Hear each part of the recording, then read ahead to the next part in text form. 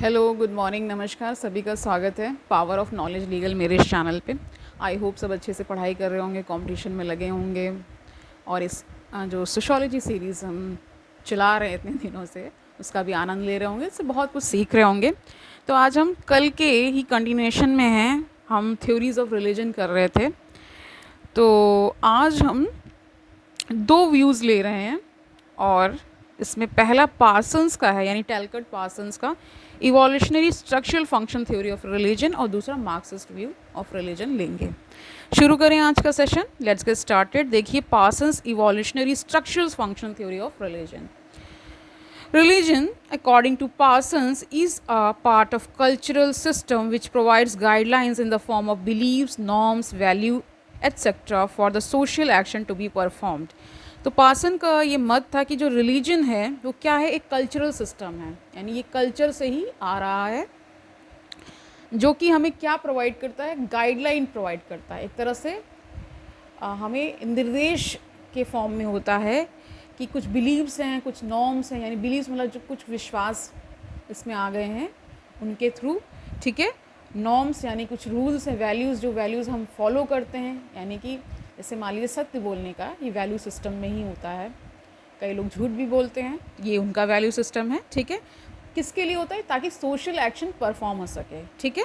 जैसे एग्जाम्पल उन्होंने दिया कि Christianity there are 10 commandments and in Islam there are sayings in Quran. तो उन्होंने उदाहरण में क्या बताया, जैसे कि जो क्रिश्चियनिटी में क्या है, 10 कमांड दिए गए हैं जो क्रिश्चियन लोग हैं उनको फॉलो करना होता है। और वैसे इस्लाम में क्या है, कुरान में सारी आयतों के फॉर्म में गाइडलाइंस गिवन है कि एक जो मुस्लिम होगा, एक जो इस्लाम को प्रैक्टिस करने वाला होगा, वो किन किन चीज़ों को फॉलो करेगा, ठीक है। Like Malinowski, he also views religion as addressing certain problems of society like unforeseeable events and uncertainty. यानी कि कह रहे हैं कि जैसे मेलिनोवस्की ने कहा था कि उनका जो मत था कि रिलीजन क्या है, कुछ प्रॉब्लम्स हैं सोसाइटीज़ में, उनको एड्रेस करता है, ठीक है। जैसे कि बहुत सारे मतलब कुछ ऐसे चीज़ें या इवेंट्स हो जाना लाइफ में जिनकी आपने आशा ना की हो, ठीक है। और बहुत सारी, सबको पता है, अनिश्चितता तो है ही, पूरी लाइफ आप देखते ही पूरी अनसर्टेनिटी से भरी हुई है। बहुत ज़्यादा अनसर्टेनिटी होने का कारण ही यही है कि सब डरे रहते हैं ना, कि कब क्या हो जाए ना, इस तरह से मतलब दिमाग बहुत ही अनिश्चित को बिलीव, एक तरह से आपको ये महसूस होता होगा ना कि कभी कुछ भी हो जाता है। कभी मान लीजिए आपने एक्सपेक्ट नहीं किया होता किसी की डेथ हो जाना या कुछ एक्सीडेंट हो जाना, स्पेशली जो अनप्लेजेंट चीज़ें हैं उनके प्रति जो होता है उसके लिए है, ठीक है। अच्छा हो जाए तो फिर अच्छा ही है, फिर ना, यही बताया गया। Religion helps in calming down the anxiety and stress which threaten and the normal course of life. इन्होंने बोला कि रिलीजन क्या करता है, यानी धर्म क्या करता है, इन्हीं सब जो जिनसे जो इवेंट्स हो सकते हैं उनके प्रति जो सोच के एंजाइटी क्रिएट होती है उसको शांत करने के लिए और एक नॉर्मल कोर्स ऑफ लाइफ को जीने के लिए रिलीजन इसमें हेल्प करता है, ठीक है।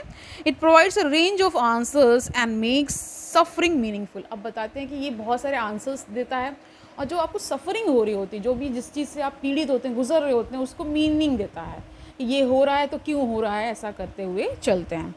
Functionalists like Parsons, however, ignored the instances where religion becomes a disruptive force. It gives little consideration to the hostilities as between the Catholic and Protestants in Northern Ireland and between Shia and Sunnis in many Arab countries. अब देखिए, आप सभी को पता है जो इस्लाम धर्म है उसमें दो डिवीज़न है, सिया और सुन्नी का, ठीक है। उनमें भी बहुत सारी सिमिलैरिटीज़ हैं और बहुत सारे डिफरेंसेस हैं। कुछ वो प्रैक्टिस करते हैं, कुछ सुन्नी नहीं करते हैं, इस तरह से उसमें डिफरेंस है, ठीक है। तो इन्होंने यही बताया, जैसे क्रिश्चियनिटी में कैथलिक वाले हैं, कुछ प्रोटेस्टेंट्स हैं, तो उनमें भी कुछ डिफरेंस है, तो तभी तो वो अलग हुए, ठीक है।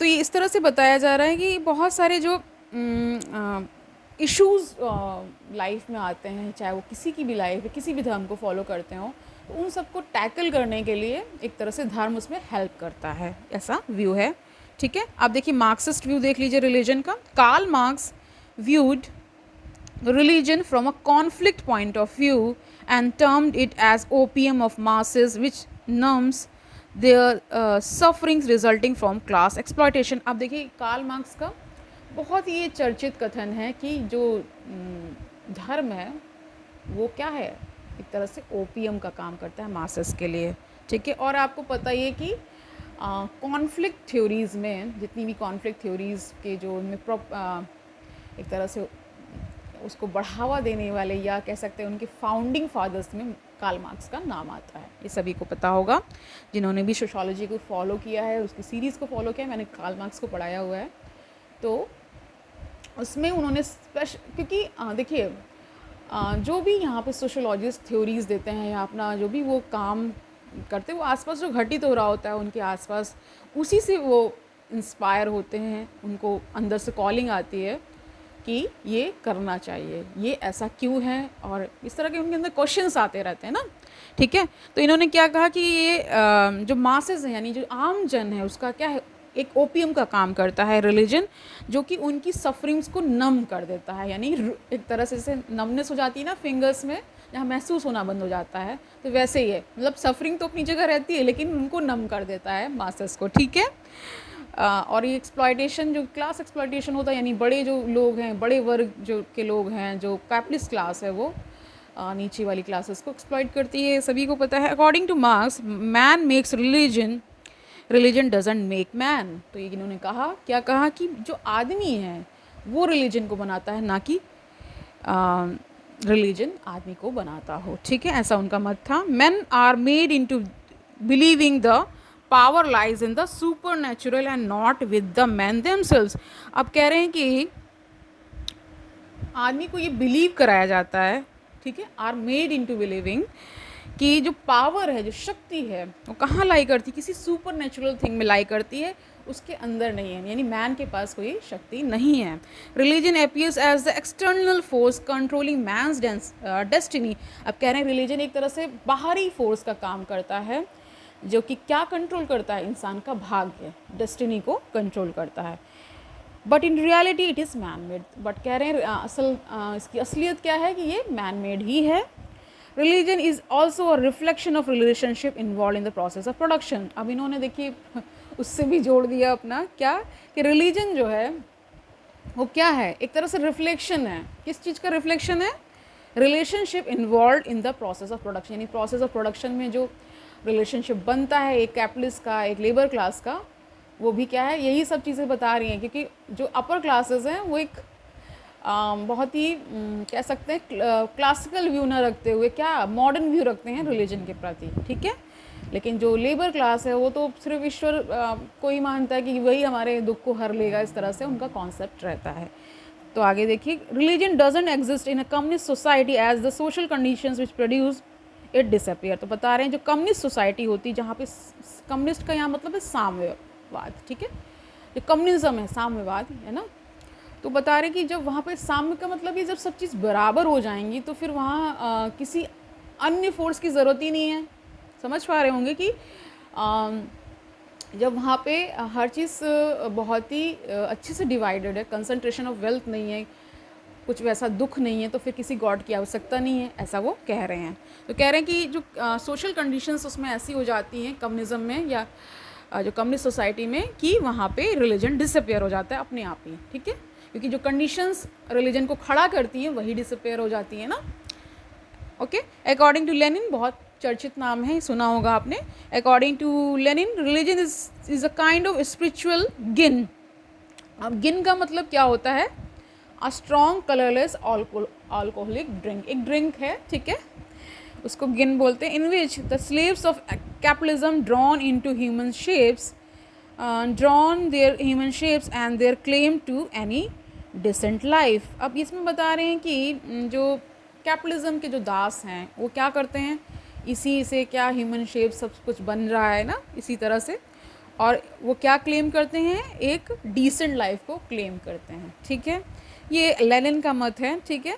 He also gives example of Christianity as a movement of the oppressed. अब इन्होंने क्या कहा, जो क्रिश्चियनिटी है वो क्या है, एक तरह से जो जिनको तंग किया जा रहा था, जो ऑप्रेस्ड क्लास थी, उसका एक तरह से मूवमेंट है, led by the Christ against the oppressive rule of Roman empire.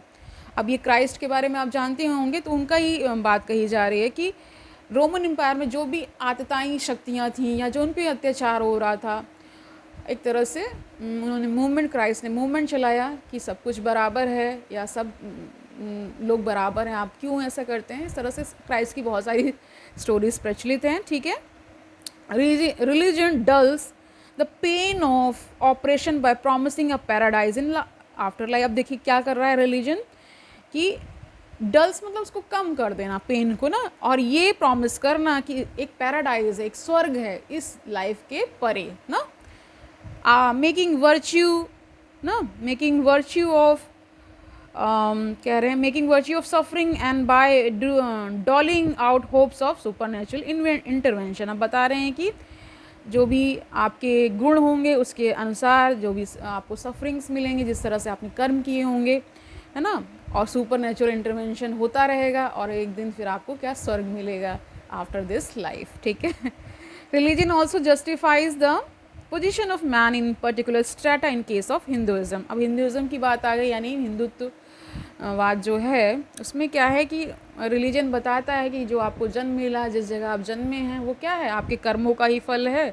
किस स्ट्रेटा में आप लोअर स्ट्रेटा में होंगे या मिडिल में होंगे या अपर क्लास में होंगे, ये सब आपके कर्मों के अकॉर्डिंग ही निर्धारित होता है। उसके अकॉर्डिंग आपको जन्म मिलता है, उस पर आपको सारी चीज़ें मिलती हैं, ये बताया जा रहा है। Karma theory justifies even a highly rigid system, Raka system, ठीक है।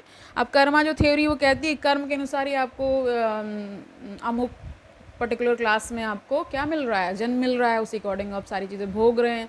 और जो कह सकते हैं कि कास्ट सिस्टम को ये एक तरह से रिजिड कर देता है, बहुत ही एक तरह से कठोर ना। Poverty and misfortune are depicted as divine will and punishment for sins of the individual. अब बता रहे जो गरीबी है और जो मिसफॉर्चून यानी जो आपके पास दुर्भाग्य है ना, वो क्या डिपिक्ट करता है, क्या दिखाता है कि ये डिवाइन विल है, यानी ये ईश्वर की विल है। और आपको जो पनिशमेंट मिल रहा है, आप नीचे क्लास में या कुछ आप अपंग पैदा हो रहे, जो भी तमाम तरह की जो भी चीज़ें हैं, वो आपके कर्मों यानी पाप कर्मों का फल है। रिलीजन दस मेक्स पॉवर्टी मोर बेरेबल। अब बता रहे हैं जो रिलीजन है ये एक तरह से पॉवर्टी, गरीबी को सहन करने के लिए एक तरह से सहन करने योग्य बना देता है। आपके थॉट्स इस तरह से बना देता है कि आपको जो मिल रहा है, आपने जो कर्म किए उसके अकॉर्डिंग ही है। Ruling class also adopt religious believes to justify their actions to the others. In feudal England there was collision between feudal lords and the church. आप देखिए यहाँ पे इंग्लैंड की बात हो रही है। इंग्लैंड में क्या था कि कोलिजन का मतलब होता है टकराव होना, ठीक है, फ्यूडल लॉर्ड्स और चर्च के बीच में। बहुत सबको पता है वहाँ पे चर्च बहुत पावरफुल, ठीक है, बहुत सारे निर्देश वही लोग देते थे और वो उसी अकॉर्डिंगली सब होता था। Well the former gave donations to the church, the latter would often legitimise the powers of the lords from the pulpit, ठीक है। तो इसमें बता रहे हैं कि अब ये भी आपको पता ही होगा, बहुत सारी हिस्ट्री में बहुत सारा इसका वृतांत मिलता है कि चर्च जो एक टाइम पे बहुत पावरफुल हो गया था, उसके अकॉर्डिंग ही सब चीज़ें हो रही थी, वहीं से ही सारा रूल होता था, ये सब आपको पता होगा ना। तो आज के लिए इतना ही रखते हैं।